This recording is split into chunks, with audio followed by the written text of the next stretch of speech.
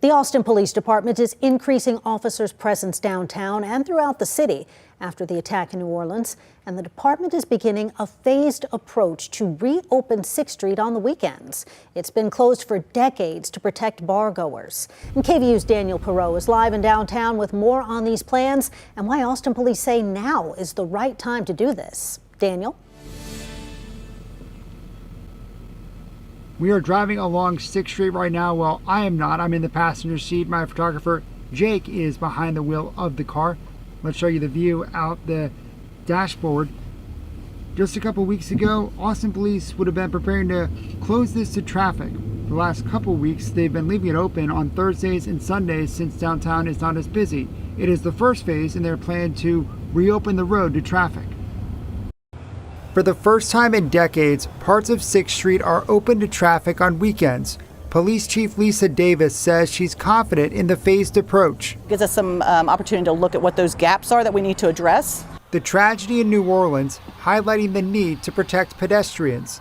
Chief Davis says she's open to putting bollards on sidewalks to make sure cars can't get on them. But those are years away, and that takes time, it takes a lot of money, but we have got to look at that. Chief Davis says she wants to make structural changes like widening sidewalks. They've ordered balusters for the entire length of 6th Street.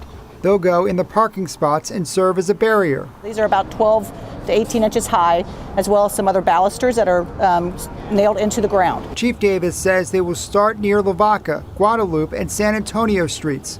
When we're talking about calls for service and we're talking about problems that we're having, that's the area that's kind of condensed to.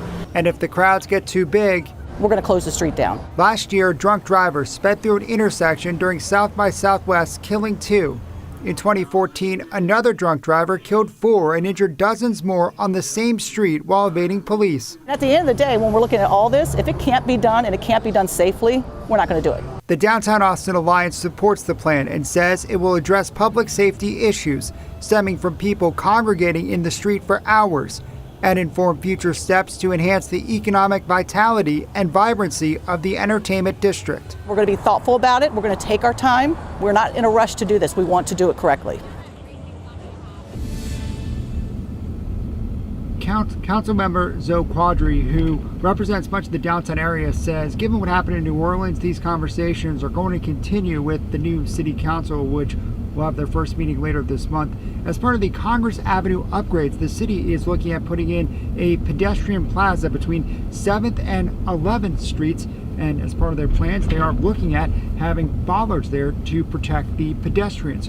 Quadri says he thinks that's a great idea, saying that it is a simple and effective common sense measure that saves lives.